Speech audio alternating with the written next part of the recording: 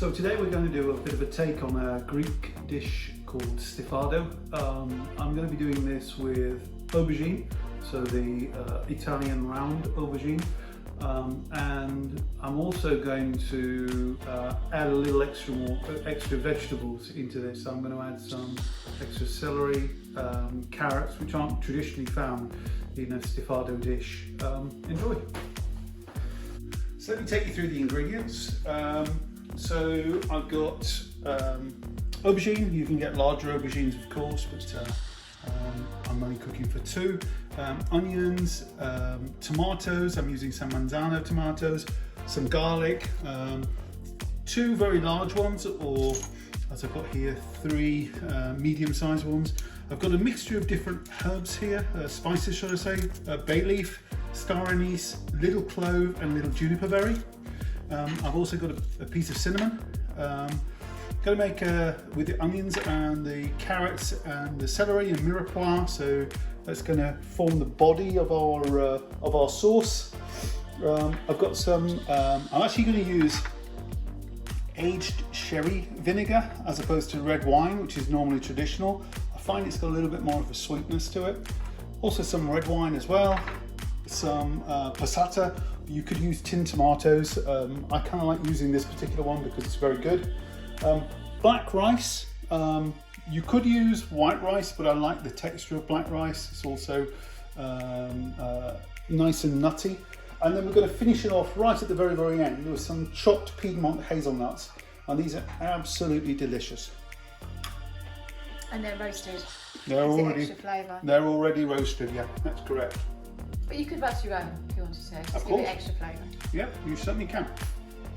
Good. Okay, so let's start with getting our aubergine first and foremost sort of a little bit crispy on the outside, and then we're going to take our aubergine out, and then we're going to create our mirepoix. So I'm going to put the light on. I'm going to use olive oil. If you want to be even healthier, use rapeseed oil. Cut this aubergine into wedges, would you believe? Cut down the centre. I'm going to cut down the centre again, and the centre again. And really, this is to give a nice presentation, but also to keep that texture. I don't really want this to go overly mushy. That's the reason as to why I'm cooking it off really early. Now, in the old days, you probably put a lot of salt on your aubergine to take out the bitterness, but to be honest, these days, no real need. Getting that to sizzle.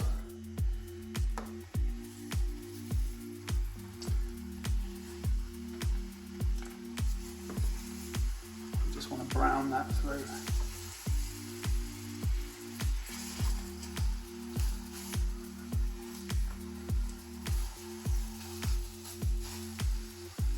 And how long will this take? A few minutes? Yeah, literally a few minutes. I mean, the purpose behind it, it'll absorb all the oil. We're not too worried about that because that'll come back into the dish. But what we're trying to do is to get a bit of colour on there, get a bit of texture going, and then we can start creating our Stifado sauce. And then by the side of that, we'll get our rice cooking as well. So while we're waiting for that, I will just get my pan, get my rice, pop it in the pan, and I'm going to give that a quick wash. Now, unlike white rice, this doesn't necessarily need as much washing time. So we'll leave that for a few moments. Side. Start spitting, purely because of the moisture you can see there. We start to get a little bits of colour appearing on our aubergine. I want a fair amount of colour on my aubergine. So this process at the moment is not to get them soft, it's just to sort of get a bit of colour and break it down a bit. Exactly. Well, it's to get colour. It's not to get them soft at all. No, it's to get colour and texture. That's what we're aiming for here. So we want the brownness that's going to bring out some flavour for us. We're going to set this aside once it's ready. And once we've got some colour there. In fact, we've got a little tray over here. I'm going to put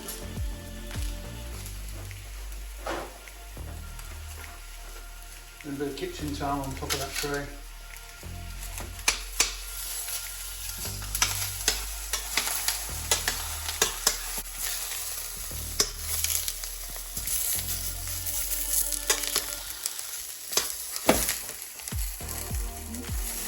Increase that temperature.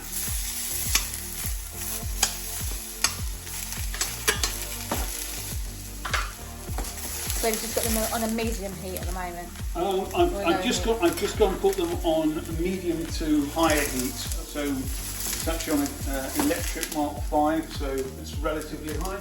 While we're waiting for that, I'm just going to prep some onion.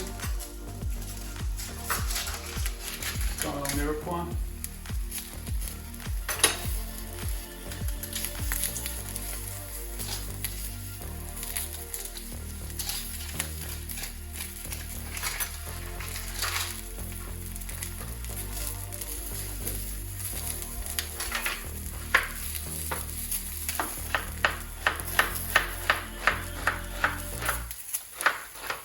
You can chop your onion finely if you like, but I kind of like this to have, as I say, texture. And I did actually have a little bit of spare onion in the fridge, so I always like extra onion if I can possibly get it. We like onion. Yeah, onion is good. I'll just use that as well.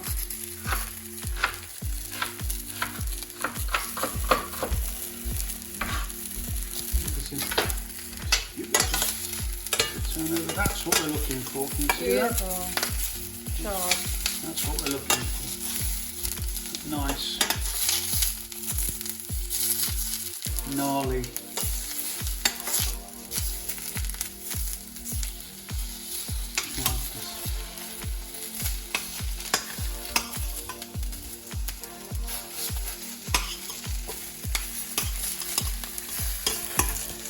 Clearly, when you're doing this, it's going to cook. Cook through. As I said, the purpose behind it is to get that colour going. And you know when they're cooking because you get like a translucent through it, don't you? You do, yeah, that's right. And it's amazing how quick they cook these days. It's take forever. Cut through my carrot, so this is forming my Mirepoix.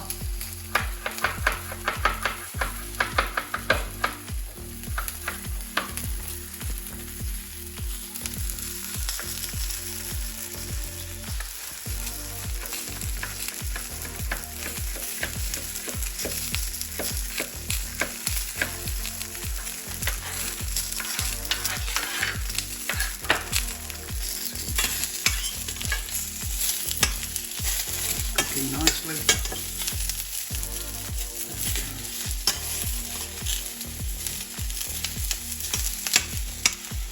It's pretty much ready. I just wait for that little bit there to cook through. That's nearly enough ready to take out.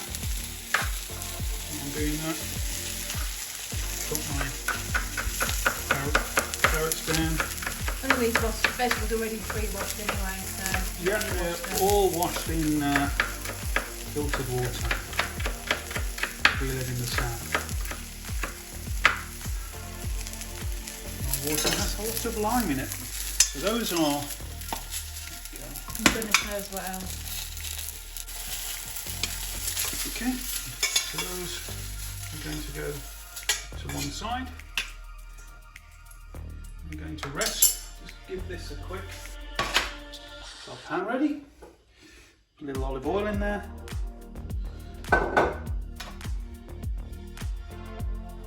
Olive oil or rapeseed? This is olive oil. I could use rapeseed oil, but I decided I don't use olive oil to at least have a level of tradition.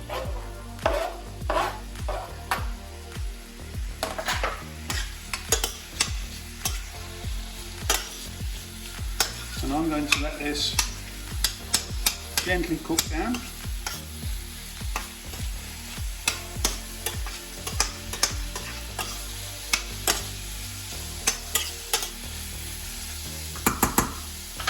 to lower that light. Then I'm going to add in some garlic.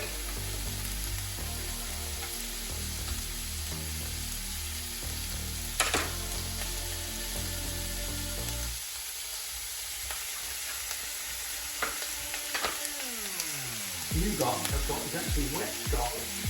It's really easy to peel.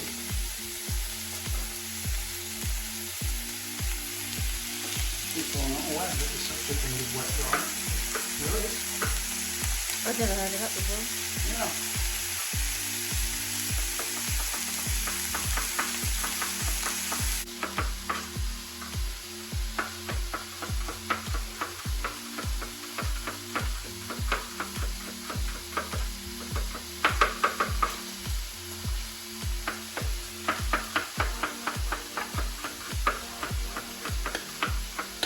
Saw something being stolen then. Now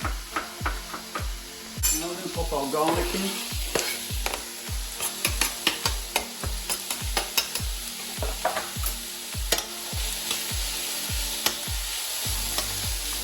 We don't want to chop the garlic first, we don't want to burn the garlic. Yeah, exactly. You want to give the garlic a chance to bring out its flavour as opposed to burning, otherwise you're going to get this horrible acrid taste. I'm then going to add my star anise, my juniper and my cloves. I'm also going to add my cinnamon.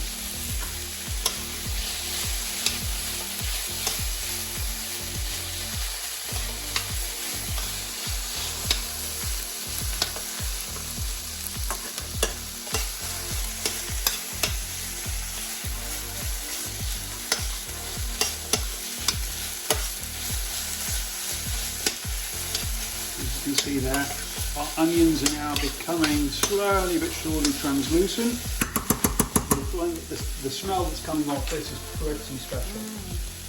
Okay, so I'm going to get ready to pop in my fresh tomatoes. So these are San Manzano tomatoes, probably one of the famous tomatoes from the pizza world, and from Italy, of course. Lovely, juicy tomato, not overpowering, but certainly lots and lots of flavour, especially when cooked. Even nicer as well when you, this one and Bull's Heart tomato or Vesuvio tomato, which is also in season at the moment, perfect with a bit of vegan burrata or vegan mozzarella, avocado, etc. Absolutely fantastic. Makes a great tricolore salad.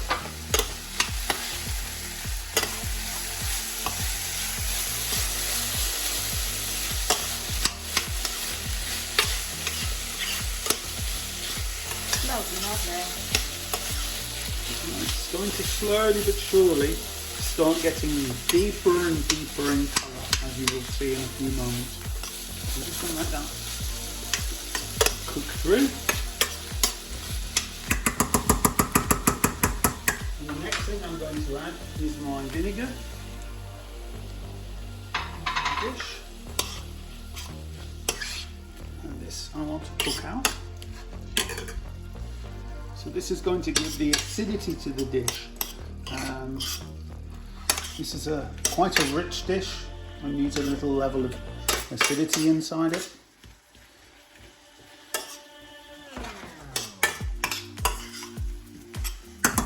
But also this will bring out colour as well. So I'm having a slurp. Nice rosé with a bit of ice inside. Sacrilege if you're a fan of good rosé, but you know what? It's hot. It's like drinking a spritzer. So this is cooking so well. You can smell that acidity there. And now I'm going to pop in my bay leaves.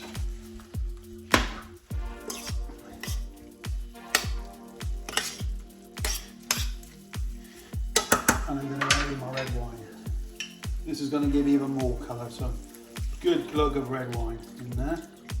There we go. I'm going to get that temperature up. That's a really good glove, isn't it? Yeah, I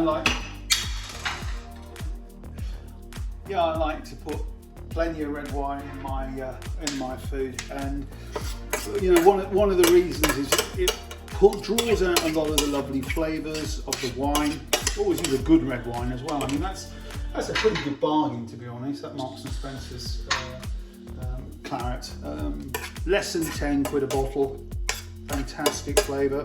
So we want to cook this through. So I'm going to put this on a slightly higher light.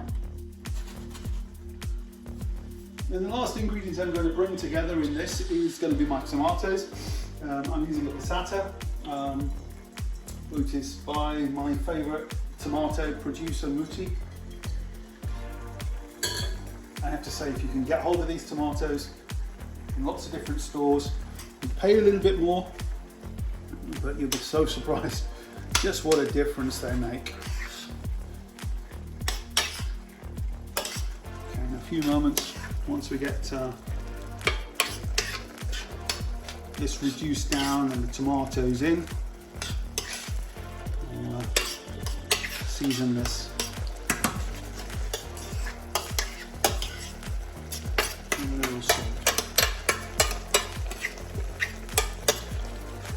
You can see now the colours are getting deeper and richer.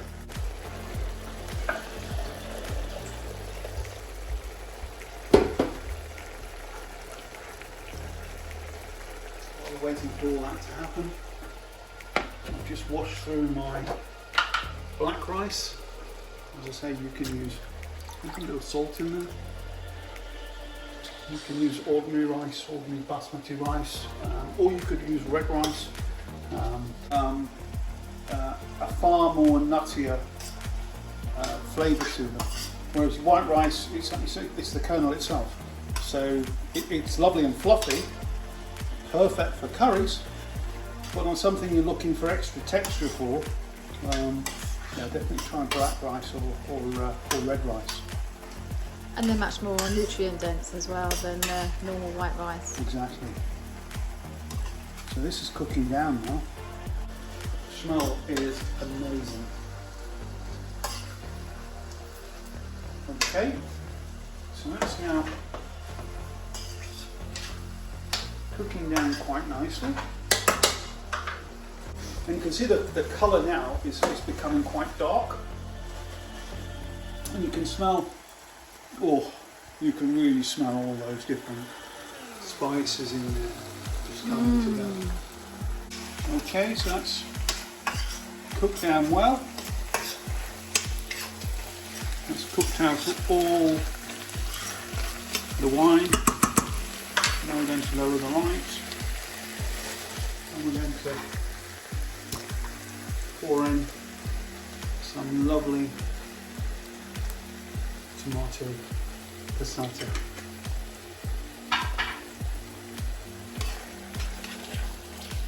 And that's now becoming quite a rich sauce. Okay. And now we can bring in aubergines. They look like potato vegetables. They do, don't they? Yeah.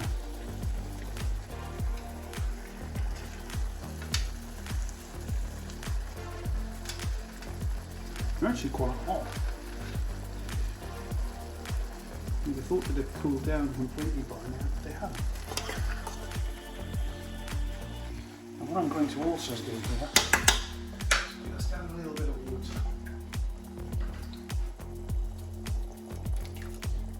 I want these to infuse the dish.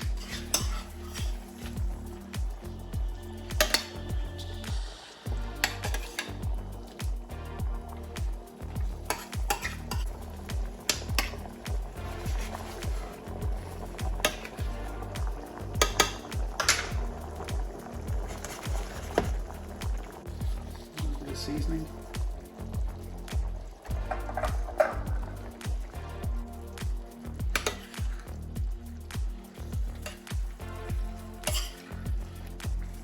have this in a casserole dish, you know, and pop it straight in the oven. So I'm doing this literally simply in the pan.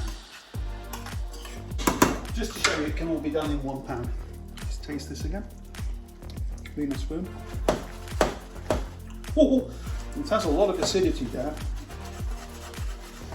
which is pretty much what we're looking for. We're looking for the sweetness and the acidity to come all the way through. Okay, so we're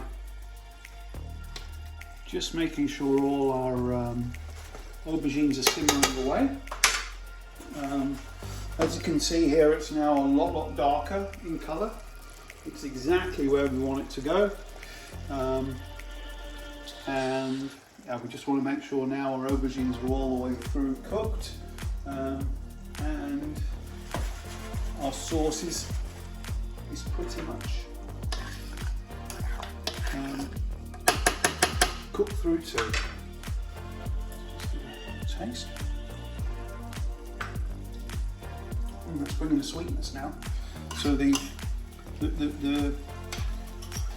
use of the sherry vinegar has made a big difference to the overall flavour. Those aubergines are looking really nice now.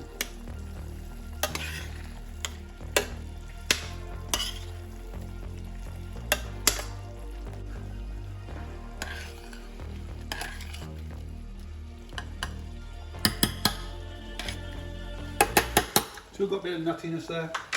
Let that cook through a little longer. While we're waiting for that, this will cut through too. Got a few of these hazelnuts.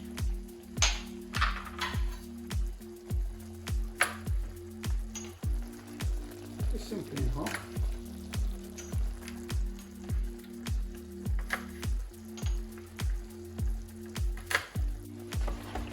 So what wine would you recommend to go with this?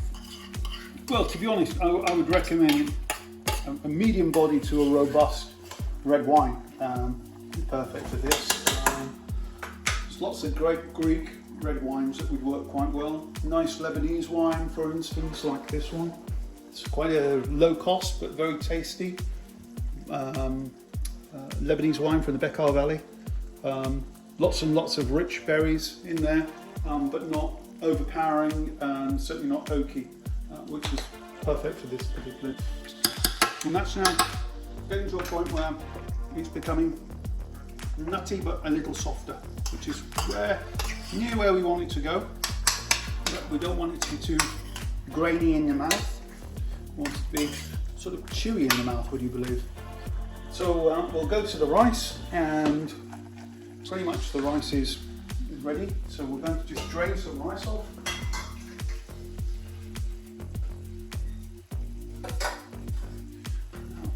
Side, and we're going to switch this off and switch this off. And what I'm going to do with the rice is do a little bit of a decorative thing.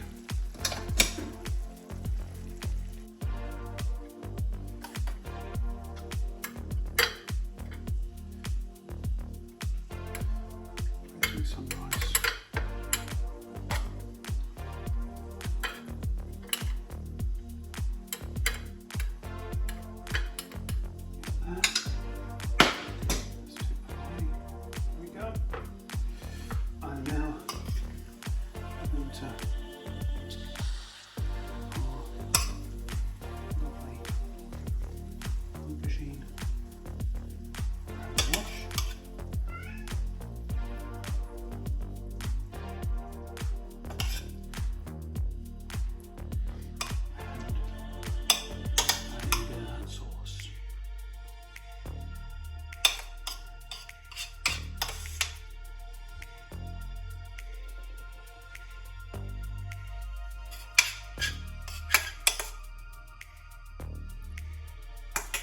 And we're going to finish that off with our little hazelnuts. It smells amazing.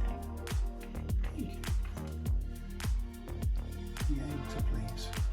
Little hazelnuts, and of course